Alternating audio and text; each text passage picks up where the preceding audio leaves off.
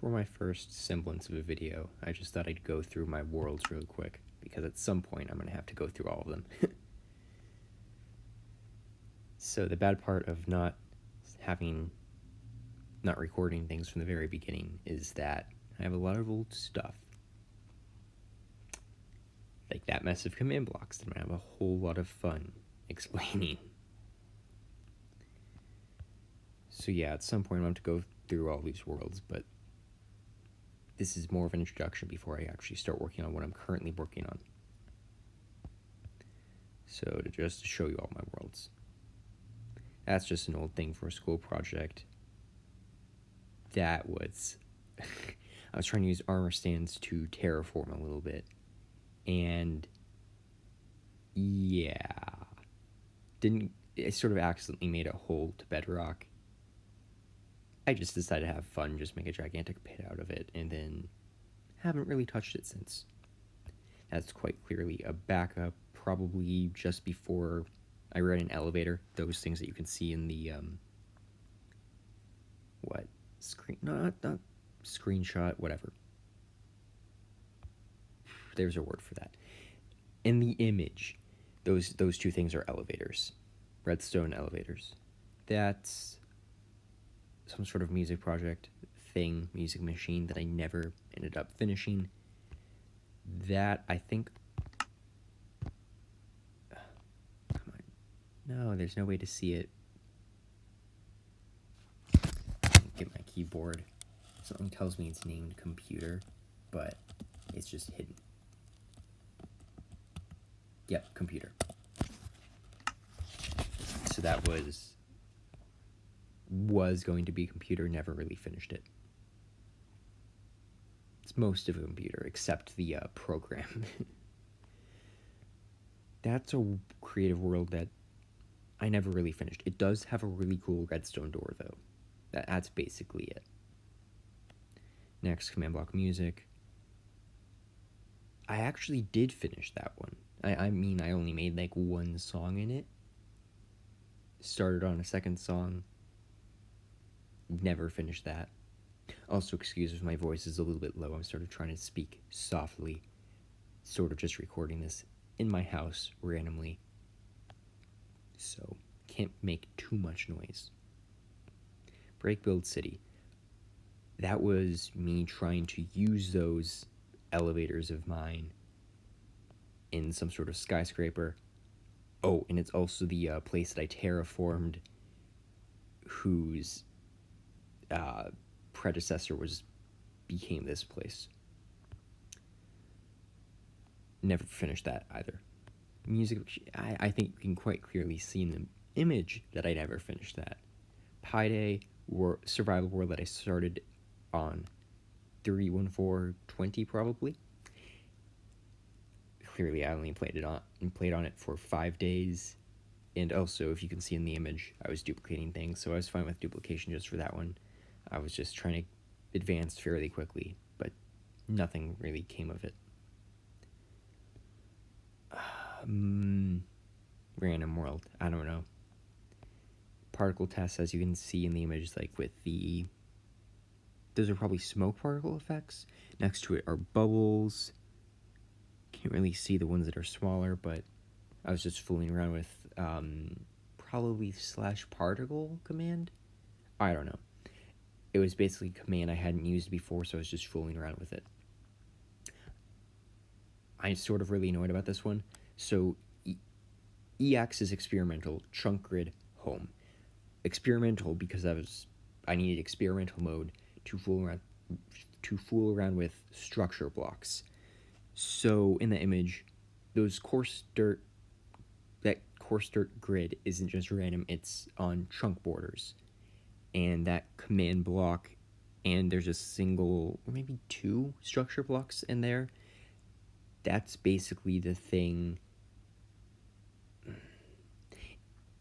It can sort of, what's the best word?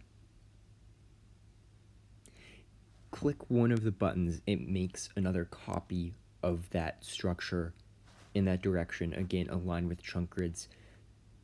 And with the structure block, the goal was so that I could start a new world, plop down a structure block, load in chunk grid, and then, you know, be able to outline chunk borders really quickly with coarse dirt.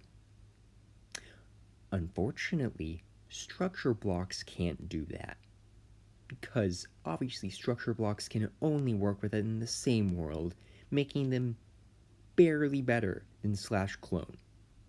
Great. So, yeah. Survival, that's an old survival world, not sure if I'll ever go back to that. She encouraged, again, survival world where I was duplicating things just to go faster. I don't think I ever got diamonds on that one. Music Machine 2. I'm definitely going to work on that more in the future. Expect, like, for what worlds I'll do an actual video for, expect that one. Maybe those two, just to briefly show you them. That one I'm definitely going to finish eventually. That's going to be a creative building project that I'm definitely going to do. That's my current survival world. Snake, I'm building a Snake game with Redstone and Minecraft. Definitely going to finish that. That's my current Redstone testing world-ish thing. Oops.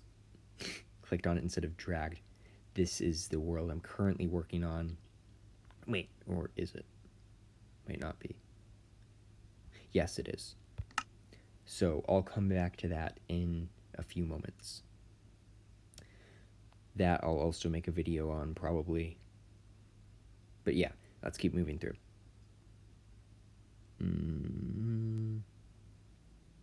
Where was I? Probably, yeah, I was here, talking about how that's a music machine thing with command blocks. It's going to use /play sound, but it's going to be sort of like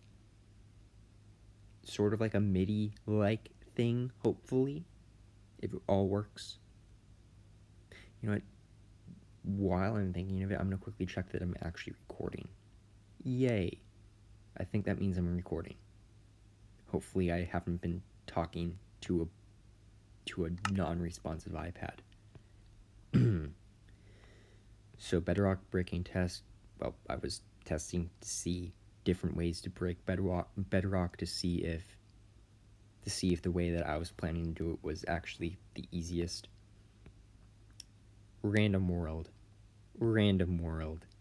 mentioned that was me fooling around with a lot of end crystal entities, but it looks really cool. So, and I'm definitely gonna have to finish that. That was probably me making a Bedrock wither cage in the nether ceiling. I just need to test it so I can break Bedrock before actually obtaining the Bedrock item. By the way, you can obtain the Bedrock item completely in survival without cheats. Maybe I can link to video. No point. You can look up videos for that. Current survival world that I mentioned. Yeah, I'll definitely have to come back to that. Work on that more.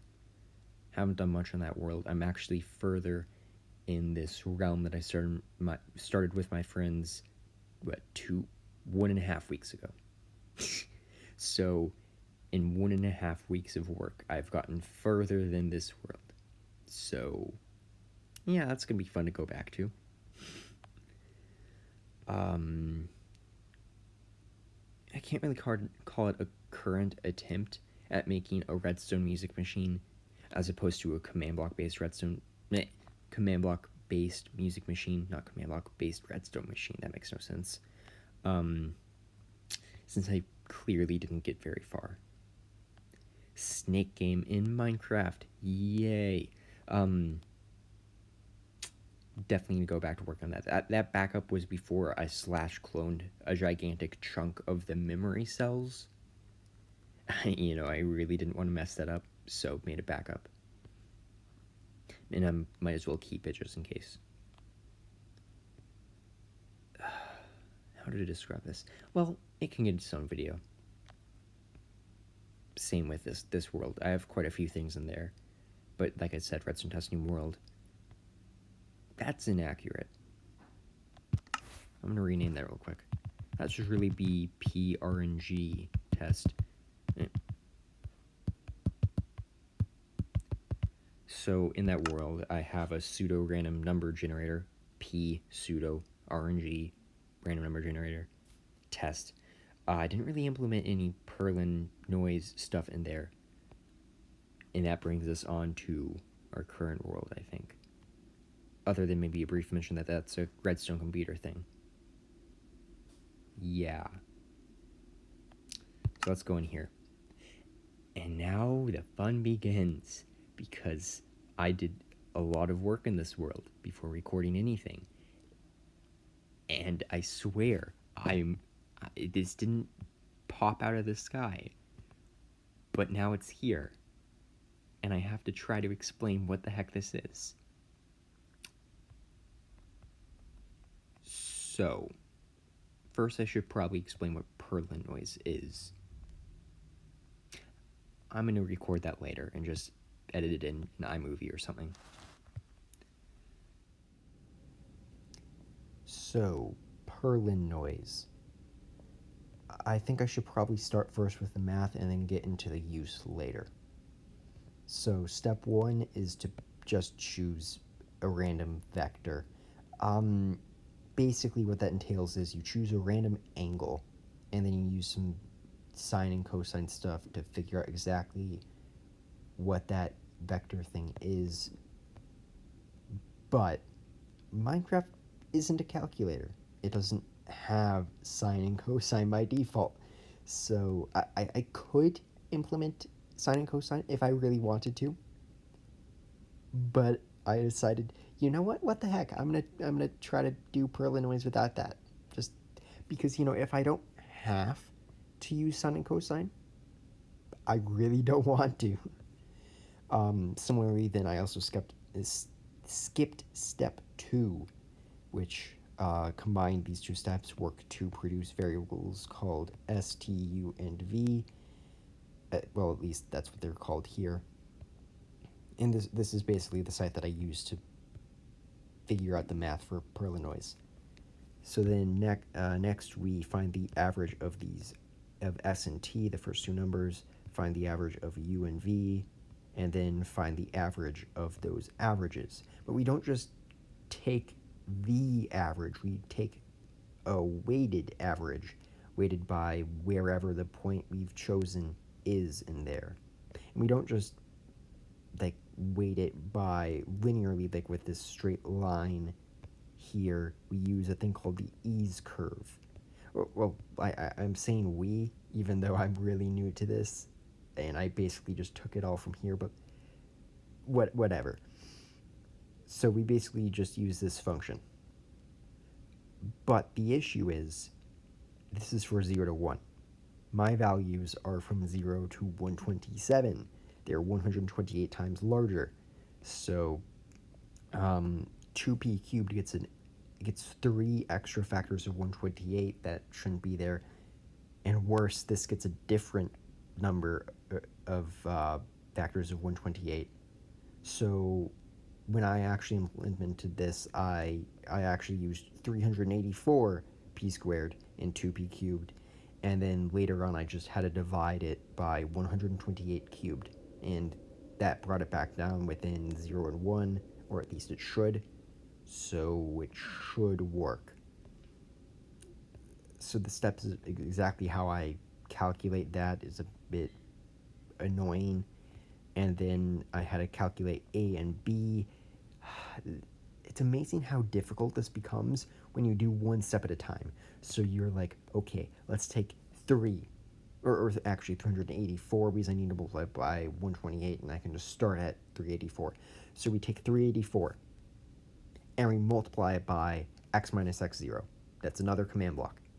X minus x0 again, another command block. And then we have another thing that's calculating -2 times x minus x0 cubed. That's 4 command blocks again. And that's a separate variable thing. Then we add that to this. Another command block. Calculate t minus s. Another command block. Multiply t minus s by this thing. Another command block. Yeah. However, I did most of that work already. Well, at least as of recording this. So, yeah, after that, we calculate those weighted averages, and that's basically it. As it says, you just have to call that for every single block or pixel, in his case for images, and that's probably it, unless I find out that I actually do need to do vector stuff. So, what is this actually used for? I mean, this is just choosing random numbers. Like, we could just choose random numbers and be done with it. But we don't want to have, like, if I'm making a terrain, I don't just want random heights, because then I could end up with a random height of 20 right next to a random height of 1. That isn't how terrains work. It's smooth. So this is just non-coherent noise. It's like random, at least what we would consider much more random. And this is more smoothed out. This is what Perlin noise produces, at least according to this site, since again, it's not like I'm a computer scientist. Well, at least not yet. I'm just taking it from here. So that something like this is what I want to end up with. Hopefully I do. I mentioned the word pseudo-random a few times, because not only do we want a smooth thing, we want the same smooth thing every single time that looks fairly random. At least same time every time we have the same seed. So for a pseudo-random number generator in Minecraft, that sort of produces the same fairly random output every time you put it in the same conditions. I basically just took it straight from here. I changed maybe one or two things. Like, instead of using 5 players and 1 objective for variables, I used 5 objectives and 1 armor stand as a variable. Or as 5 variables, rather. And I just followed these exact steps. You can pause it or whatever if you want to do this yourself, but whatever. I'll link both of these in the description. And that's basically all the math behind what I want to do. And the point is that I want to end up with a smooth, relatively random terrain. So yeah. So, back from learning about Perlin noise, hopefully, and roughly what the point of this is. Time to explain what it is, or what the command blocks do. So, if we want a pseudo-random number generator, we're going to need an armor stand. I just named it, well, what did I name it? PRNG, I think. There's no good way to see it. Somewhere in this area, yeah, it's probably going to be right behind this block. Yes, summon PRNG. Summon PRNG, and then we're going to do stuff like add objective. Oh, okay, the exact command would be /scoreboard objectives add seed dummy seed. That's what. So if you want to know what add blank means, it basically means to add an objective with that name. So yeah. Except in the case of add counter. Where's add counter? Yeah, it isn't actually named counter. It's named PRNS, and it's like hidden name is test. Just because it's supposed to be temporary. I don't really need the counter. Probably after I test it and confirm that, hey, it's actually working. Anyway, so for the pseudo-random number generator, we're going to need a seed multiplier, a max number that the seed can be, an output, a range that the output must fall under, and then this stuff gets into so in the site where I learned about Perlin noise, we have like x minus x0, for instance, or maybe it was x0 minus x. Probably that. I just called that relative x. Rel x, rel y. X tick 1 and x tick 2 are just ticking areas. So basically, in Bedrock Edition, there's a simulation distance within which the world actually runs. So if I have a command block outside that simulation distance, it's going to do nothing. So right now, if I just do slash ticking area list, list, Perlin home. That's this chunk. You might notice that this is suspiciously square shaped aside from that area. That's because it's all within one chunk. It's just a one chunk by one chunk ticking area that I made just because there's no reason to make it bigger. Oh, I just realized. Not sure you can make ticking areas on top of overlapping other ticking areas. That might cause a problem. I mean, I might need to slash clone this very far away. I can worry about that later. That's going to be a fun problem to deal with later. Anyway, yeah, so that's what x tick 1 and x tick 2 are. Let's come back down. Under here is summon main pause. That's quite important. He's just going to be teleported around by some of these command blocks, and he's going to be summoning some of the, like,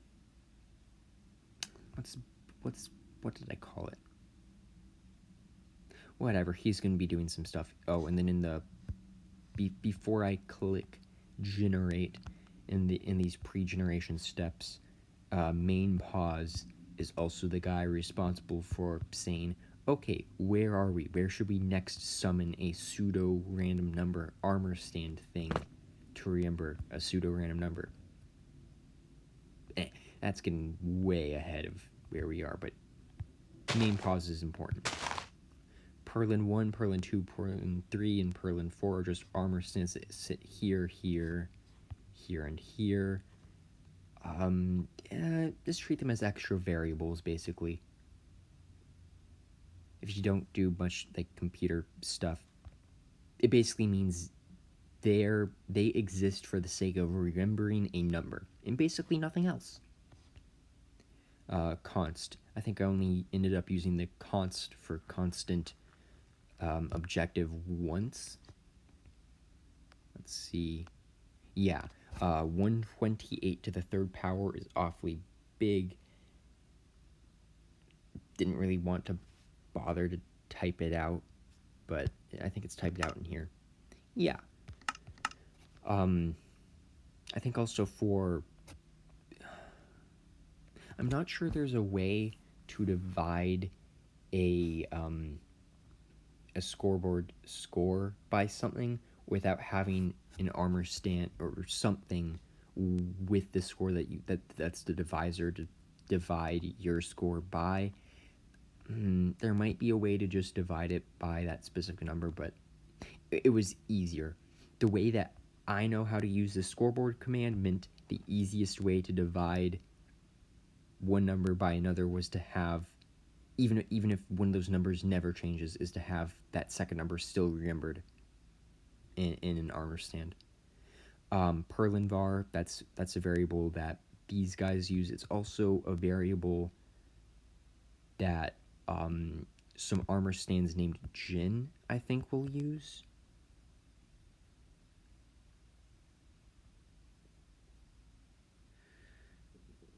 Set PV. Yeah, PV stands for Perlin var, so and by the way, I just labeled all of these. So command blocks aren't labeled by default. I just labeled some of these so I knew what the heck was going on. Yeah. Add A and B. You can guess that those are just random variables. Next up, okay, 384 rel squared. I think it's actually just called 3 rel. Yeah, it's just called 3 rel, 3 rel, and 2 rel, more variables. So, for instance, this will be 384 times rel x times rel x, or 384 times rel y times rel y. Fairly straightforward. And actually, this is going to be that the variables stored in that position will always be -2 rel x or y cubed, but whatever. So what the heck is that used for? That's used in Perlin generation. Each one of the Jin armor stands are going to have that objective and a score in it. Main y and main x are the x and y coordinates that the main pause armor stand is supposed to be teleported to. And I already talked about those two.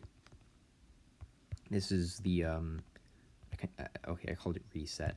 So it kills everything that isn't a pseudo-random number, ERN pseudo-random number, or anything that isn't named that, well, any armor stand that isn't named that, to be extremely precise.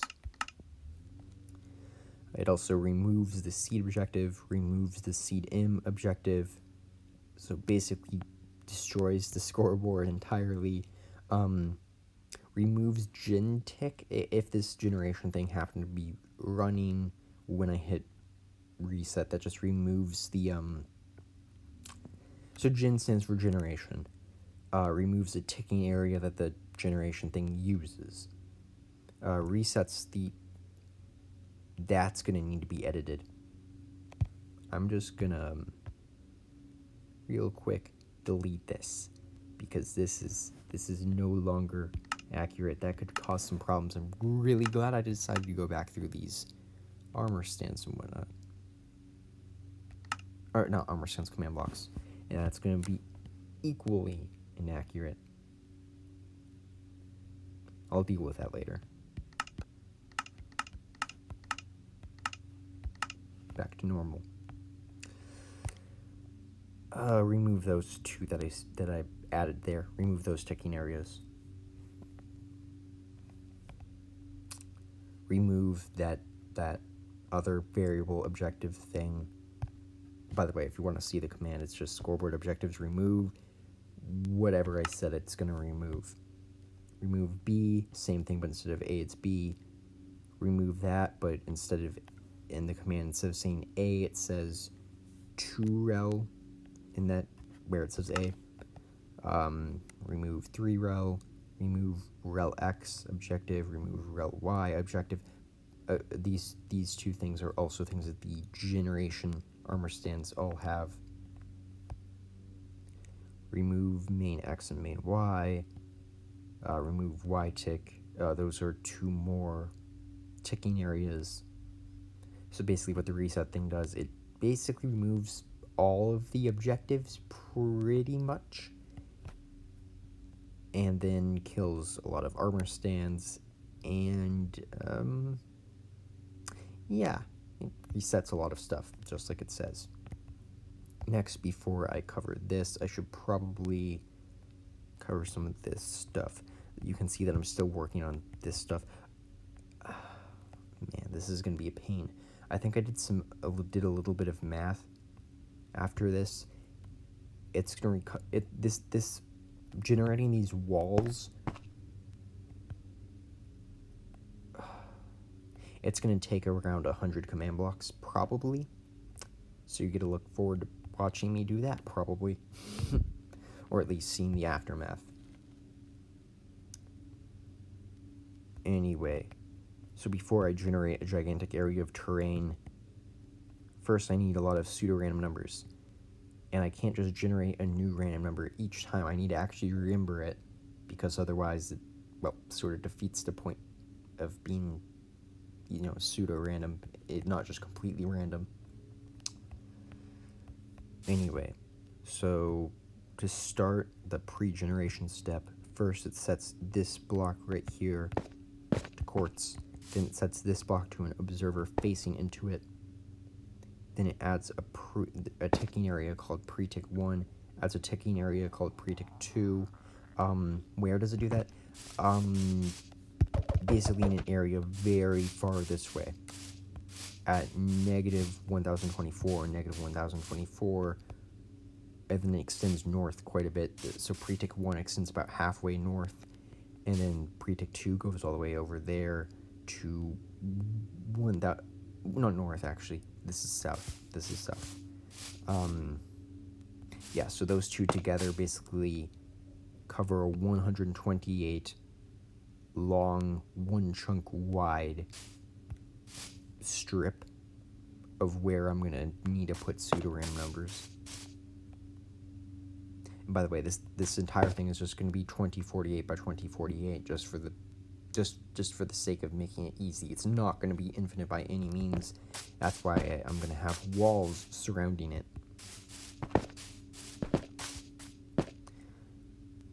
Set block. What does it set? Oh, it sets the block under where the main pause armor stand will be teleported. And I need to set up ticking areas because obviously if it's 1024 blocks away in both coordinates, it's going to be way outside of simulation distance. So before I teleport that guy there, I'm going to be unable to set a block if it's not in a ticking area. So yeah, and then set air. That just sets this observer back to air after it's started up the clock. Counter. This is just like a counter for myself. Maybe I'll make it more formalized with like a fancy button, but yeah, I'm probably just gonna remove it, and that's the other part of the counter. So what does this cycle do? First, the main paused armor stand sets a block underneath it. Then on top of that block that the main pause sets, the main pause armor stand summons a pseudo-random number armor stand thing, but not before filling in an area, I think, of glass, one chunk just of white stained glass that the generation armor stands will stand on later. New seed. So this is the little pseudo-random number generator step. So / scoreboard player's operation at E, name equals PRNG, type equals armor stand. That's just saying, okay, take that armor stand that we had earlier named PRNG for pseudo-random number generator, take its score in the seed objective and multiply it by its score for the seed M objective. Modulo seed, basically bring the seed back below the max number by doing a modulo operation. How best to describe that quickly? You know, it doesn't really matter. So, had to do a cut because the audio decided to sort of die. It only lost like 2 minutes though. Anyway, I think I was talking about modulo operations. It's basically like you divide a number by another number, but you don't care about like the division result. You just take the remainder. So yeah, that's fairly simple. After modulo seed, the output is basically just set to whatever the seed is. The seed could be quite large though, so then we modulo the output to bring it down under the range. And then we just increment this counter thing I had. So next, now that we've set up that pseudo-random number armor stand thing, we need to teleport this main pause thing to the next one. So if it's somewhat north of the southmost chunk, then we're going to teleport the main pause south. Set block south. Then, that's just so that I can have some delay before teleporting him, because I don't want to teleport him south and then say, oh, he's south, he's in the southernmost area. Better teleport him north, or other way around. Basically make sure he teleports once. If he is in that southernmost area, then we remove the northern ticking area, move it east, set a block in there, then teleport him there after some delay, then remove the southern ticking area and move that east. And then once he's in the, or it is in the most eastern, most southern corner, then it's complete. So set this block air, teleport him, or it again, back there. Remove the first ticking area and remove the second ticking area, and then all the pseudo-random number armor stands are done, basically. And then there are the wall. Oh, wow.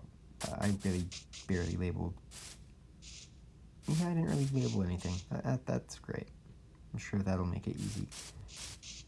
But basically, this is just a lot of fill commands. Nothing really interesting. Oh, this is the... Oh, I take it back. This is the platforms. So this area is the platforms, and then this is the wall. This is the really boring /fill command stuff. This isn't much more interesting. This is just setting some blocks. I think this sets the first 16 blocks, and this summons an armor stand. And then that armor stand will... What will it do? I have no clue what these two are for. 1, 2, 3, 4. What is this? 9, 12, 15, 16. Yeah, so this would set another 16. Oh, this is for ticking areas. Add ticking area, and then set 16 blocks. Remove, teleport, something. Oh, this is probably the end condition. If it's ended, then kill the armor stand and set that air. That one would set it air. Yeah, that's fairly simple. This is just going to be some set block commands. Nothing really interesting. Then generate. This is a bit complicated. Well, yeah. So that just starts the loop. Sorry, just had to cut for a minute. Anyway, so after we teleport the main pause armor stand to the right spot, next we summon a ton of armor stands called Jin, and their rel x's increase. So this rel x here might be 0, then 1, 2, 3, 4, 5, all the way up to 127, 128 armor stands total. Next, we need rel y's, so each of these rel x guys will summon in 127 armor stands in that direction, with increasing rel y's, and then at the end, so at the end, towards the end, then each of these armor stands sets the rel x's of all of the armor stands south of them. And then there's some complicated stuff in there. Like there's some tag.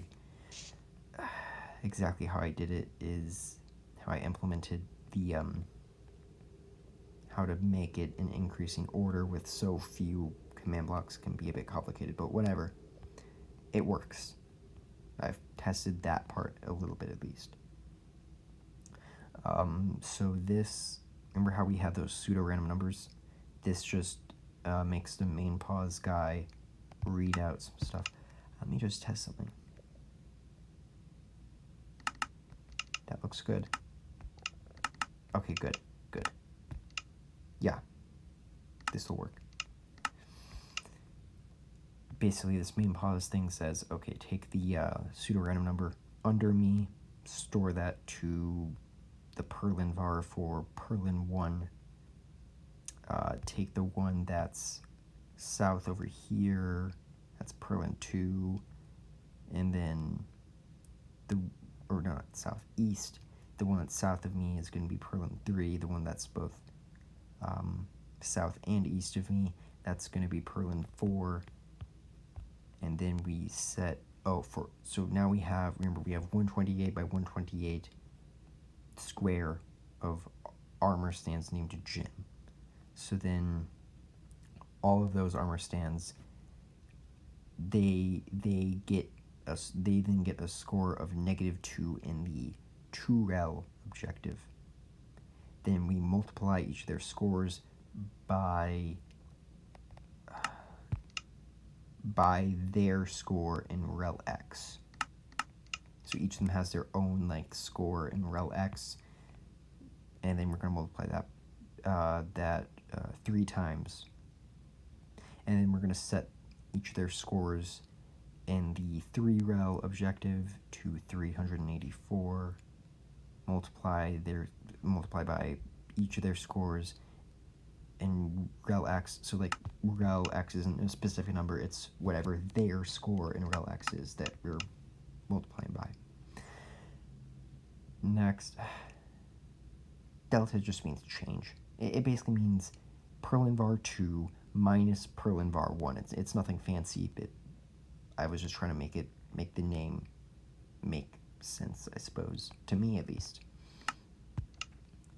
And basically store that to the Perlin 1, to the score of Perlin 1 in the Perlin var objective. And then similarly for Perlin, the Perlin 3 and 4 armor stands. Next, set that, we had that earlier variable A, we're going to set that to, so each of these Jin armor stands is going to have their own A value, and it's going to be 2rel cubed. And then we're going to add 3rel squared to that, or 384rel squared. And then we're going to multiply the sum of that by that number that we had gotten earlier, stored in Perlin 2. And then we're going to divide the resulting number by 128 cubed using that const objective that we had set earlier for Perlin 1. Then we're going to add Perlin var 1 to the answer of that.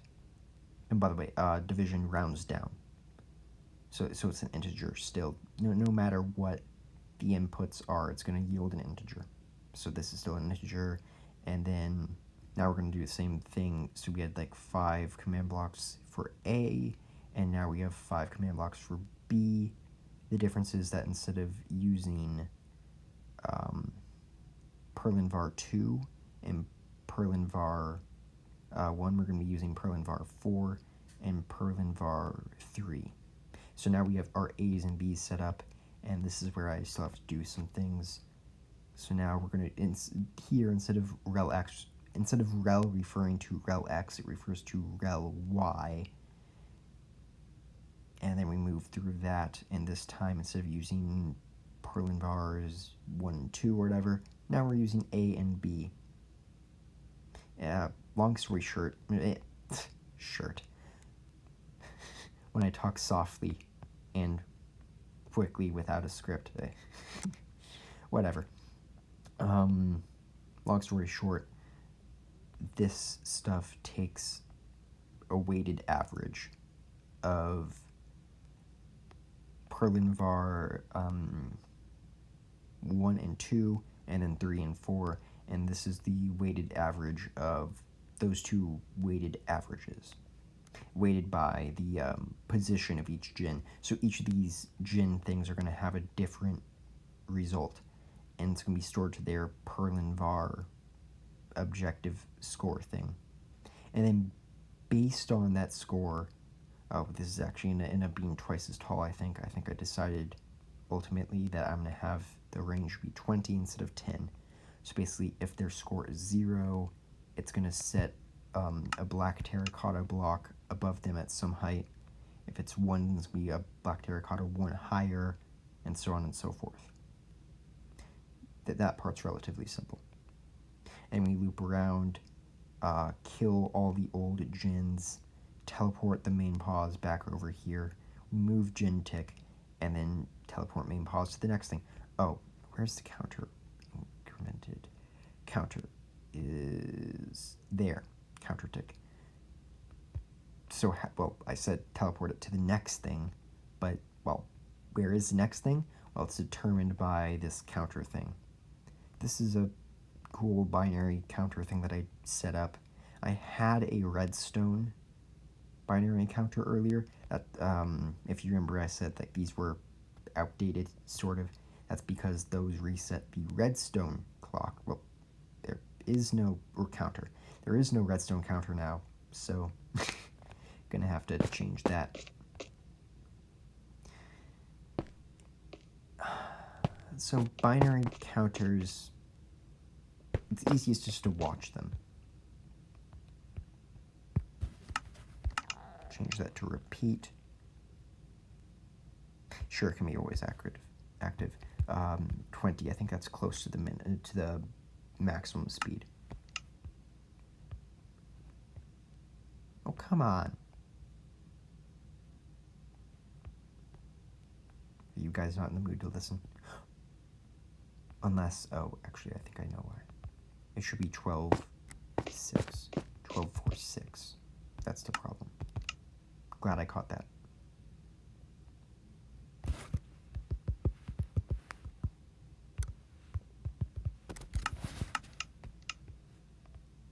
Yes.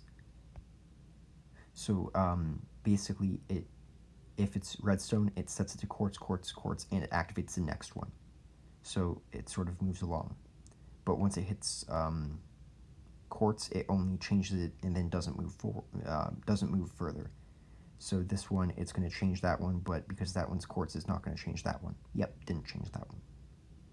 So that's a simple little algorithm. You basically flip things until you reach quartz, then you flip that quartz and don't move further. So flip that, and that, flip that, and that, and that, and that, and so on and so forth. They're fairly simple.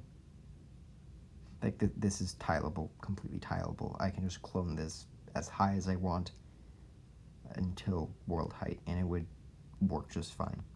This is what binary counters do. Pretty simple. But that needs to be a chain block with a delay of 0. Yeah, I think it was at 0. And for reset clock, I suppose I just have to fill all of that to quartz. Yeah. So I think this is a fairly good place to end this video thing. It's already probably pretty long, and also sort of tiring to have to talk. I think next time I'm just gonna have it be mostly silent, maybe put captions or something, but you can just watch what I'm doing so that I don't have to put any effort into speaking. So yeah, with that, bye.